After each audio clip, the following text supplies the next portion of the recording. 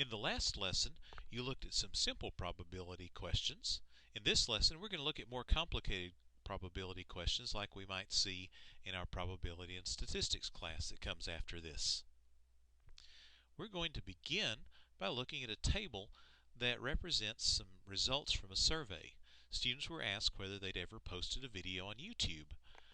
We have a column that tells us how many people said no. We have a column that tells us how many people said yes, and we have a total column that tells us how many people there were in all. We also broke this down by gender, so we have a row for females, a row for males, and a total row.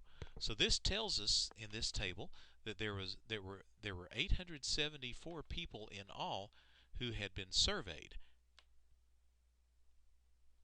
What fraction of the students that were surveyed had ever posted a video on YouTube? Well, those are the people in the yes column, and it's not asking gender, so we know that's going to be 292 people out of the 874. So we're going to write down a fraction, 292 out of 874. Sometimes we report an answer like this as a fraction. Oftentimes we'll leave it as is. Other times we'll put it in lowest terms. And in lowest terms, this is going to turn out to be 146 over 437. We get that by dividing numerator and denominator by 2. We may also report the answer as a decimal. When we divide this out, remember we use division to change a fraction into a decimal. Divide the numerator by the denominator. 292 divided by 874. When we round it off to 4 decimal places, and that's what we're going to do in this lesson. We'll round everything off to 4 decimal places when we write a decimal. We'll get 0.3341 as a percent. Remember, to change a decimal to a percent, you move your decimal over 2 places and stick a percent sign after it. That's the same thing as multiplying by 100. So the percent of students who had ever posted a video on YouTube out of this survey was 33.41%. Now, what fractions of those students were male? Well, we're going to look at the male row. That's 326 out of the total number of students, which was 874. So the fraction of students who were surveyed who were male students was 326 out of 874. Now in lowest terms, that turns out to be 163 over 437. We're going to write that as a decimal, and again we'll do that by dividing 326 by 874. Just use a calculator. Now when we do that division, the calculator shows us 0.3729971, but we're only going 4 decimal places. Now since the next thing that we're knocking off, or the first thing we're knocking off, is a 9, we have to add 1 here. So we're going to record this as 0.3730 or 37.30%. Let's answer another question about this survey. What fraction of students are male and had ever posted a video on YouTube? Well, now we're looking at two things. We're looking at the people who were male, which is this row right here, and we're looking at the people who had posted a video on YouTube. That's the yes column. So we need to see where that row and column intersect. That gives us 134 people who were male who had posted a video on YouTube out of the 874. So the fraction of students who were male who had ever posted a video on YouTube was 134 out of 874, or 67 out of 437. As a decimal, which is the way we'll actually record most of these things, when we round that off, we get 0.1533 or 15.33%. Now, let's ask a similar question. Suppose we pick a student at random from the survey.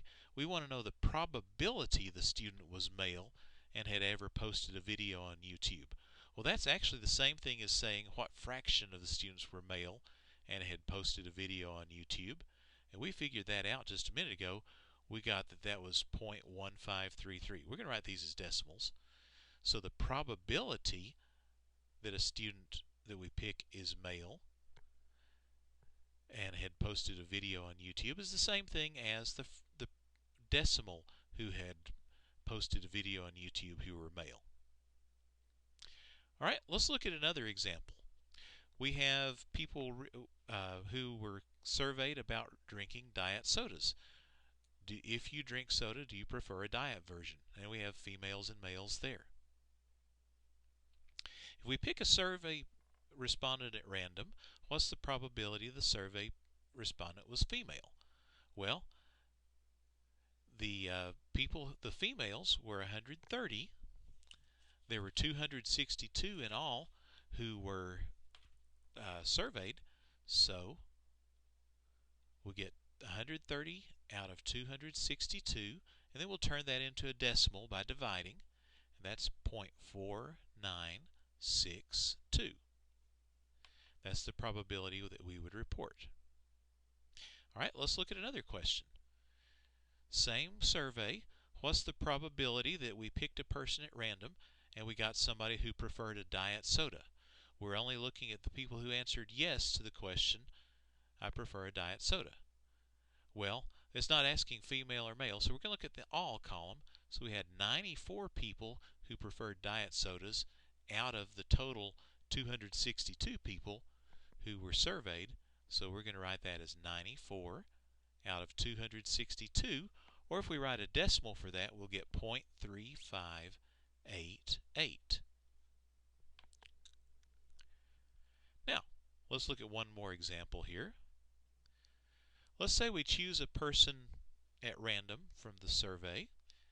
Let's figure out the probability that that person was a female who preferred diet soda. So we're looking at two things.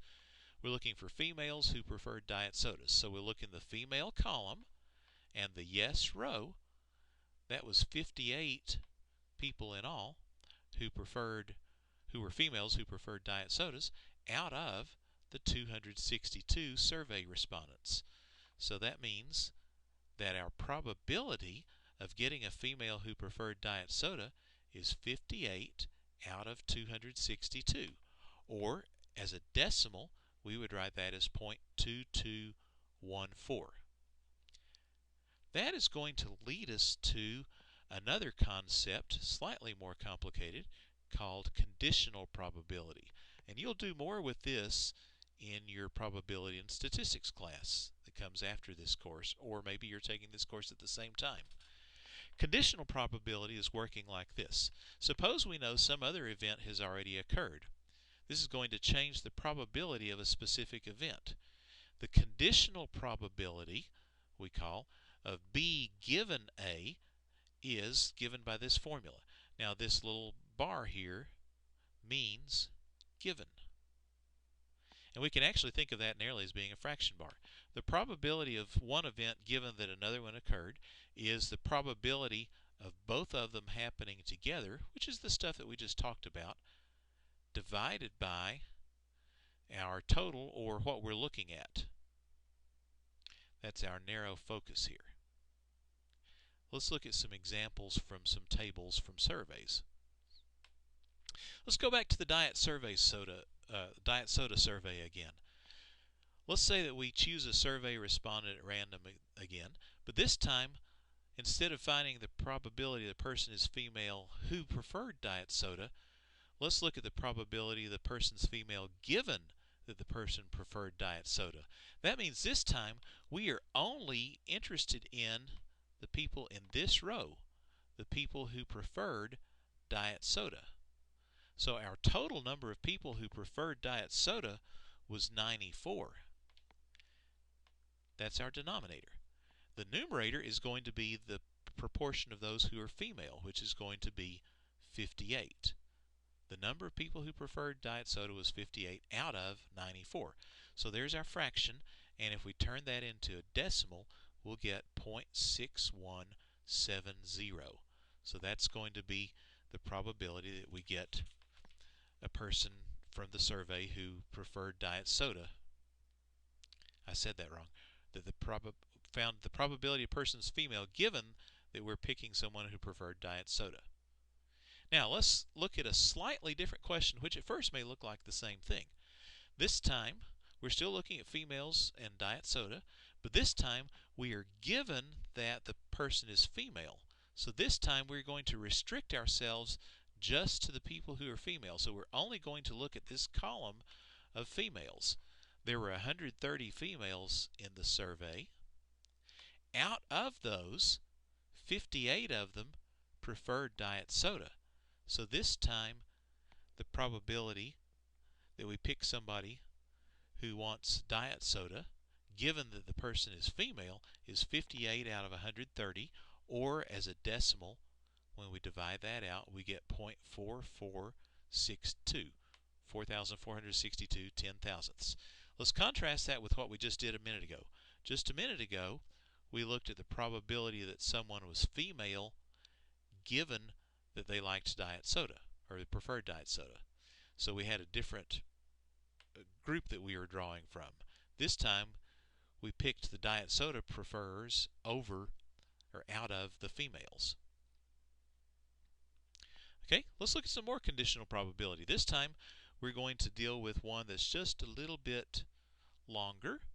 This time we've got another survey of people who were in grades 4 through 6 in some school districts in Michigan who were asked about what's the most important thing in school. Making good grades, being popular, or being good in sports. So we've got rows for grades, for popularity, and for sports. And then we have columns for a rural district, a suburban district, and an urban district. Then we have the total of all the people. There were 478 survey respondents in all. 149 came from rural districts, 151 from suburban, 178 from urban districts. Out of all those people, 247 said grades were most important, 141 said being popular was most important, and 90 said sports was most important. Again, these are out of our 4th through 6th graders. So here's our breakdown of our results. Now, let's look at this table. We'll pick a student at random, and we are going to find the probability that a student was from a suburban school and thought sports were the most important. Notice this time this is an and. This is not a conditional probability. So we're finding the people who were suburban students who thought sports was most important. So that means we had 22 students who fit in both of those categories out of the total number of people who were surveyed, which was 478. So this time for the and, it's 22 out of 478, which is 0.0460 when we do that on a calculator, or 4.6%. So only a small percentage of students who were in the survey were suburban students who thought sports was most important. Now let's contrast that with a conditional probability where we have given. The information after given tells us what needs to be in our denominator. Given that sports were the most important, well, 90 people said that sports were the most important, so this is going to be our denominator. Now, out of those people who said sports were most important, 22 of those were from a suburban district. So the percentage there is 22 out of 90, which as a decimal is 0.2244. No, I take that back. It's 0.2444. I miscalculated there.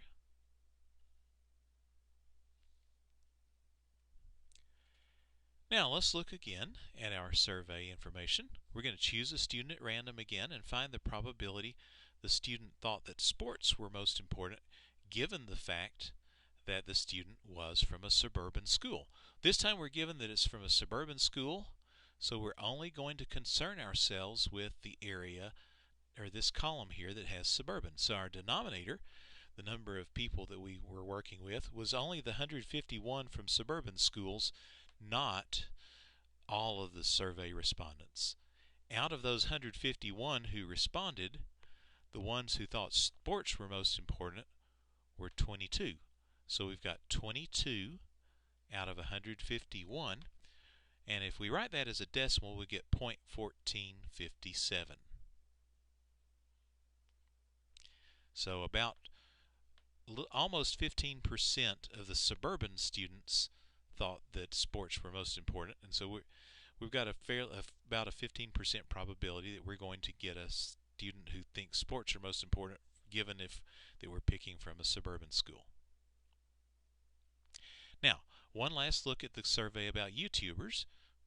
Let's suppose that we pick a student from the survey at random, and let's figure out the probability the student was male, given that the student had ever posted a video on YouTube. Again, the word given tells us we're only going to focus on one row or one column, and this time we're picking, for the given, we're picking the ones who had posted on YouTube. Those are our yes people. So we're going to look in this column only those 292 people who had posted on YouTube, and we're going to look at how many of those were male. Well, there were 134 males out of the 292. So the probability that a student was male, given that they had posted on YouTube, so here's male, here's YouTube, that's 134 out of 292, and that's going to be 0.4589 when we write that as a decimal. All right, let's just look at a couple more here.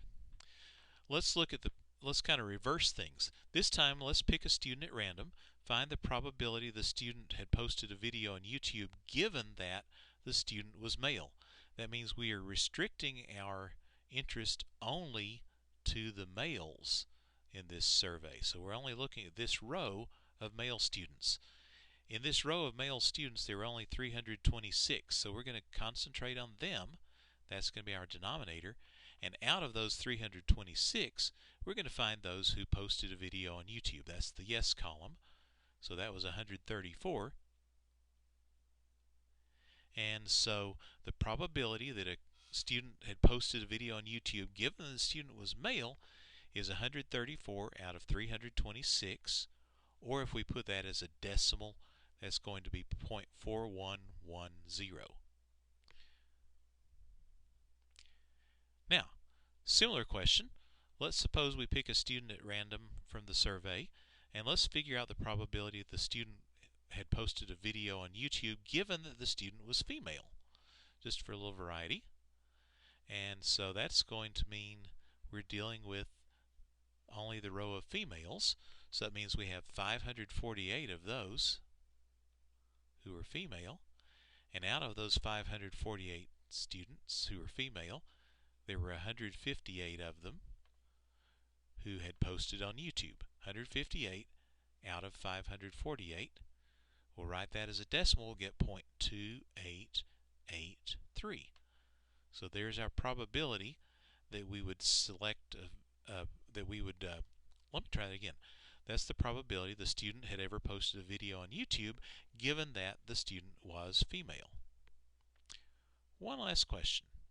Let's say we pick a student at random again from the survey. We're going to find the probability that the student was female, given that the student had never posted a video on YouTube. We're given the never part, that's the no people. That's the population we're working with. That's this column here. This column has 582 respondents. Now, out of those 582 respondents, we want to pick the females. Well, in that column by itself, there were 390 female students. So the probability that we pick a student who is female, given that we already know the student had never posted a video on YouTube, is 390 out of 582. And as a decimal, that comes out to be 0.6701. That's actually pretty close to 2/3. So in summary, if we're looking at more complicated probability, if we have the word "and" in there, we're going to look at both where those two different conditions intersect based out of the total of all the people in the survey or whatever other situation we're in. If we use the word given, we have to look just at a row or a column for our denominator, and we find out the people who are in both situations, like both male and never posted or whatever. So let's look at one last example here. A researcher was studying the way grocery stores displayed their cereal boxes. And cereal boxes were either on a bottom, middle, or top shelf. And the different cereals were either marketed to adults or to children. There were 24 combinations here. So let's look at the probability that the cereal was on the middle shelf and targeted to children. Well, here's the middle shelf, so we'll look at that column. We'll look at the row that has children in it. There were 6 cereals on the middle shelf that were targeted to children out of 24. So it's 6 out of 24, or that's 1/4, so that's 0.25. Now, a slightly different question, though, is what's the probability that the cereal that we pick at random was on the middle shelf, given that it was targeted to children? Well, if the ones that were targeted to children, there were 8 cereals that were targeted to children. 6 of those cereals were on the middle shelf, so that's 6 out of 8, or 3/4. So as a decimal, that's 0.75. Thank you for watching.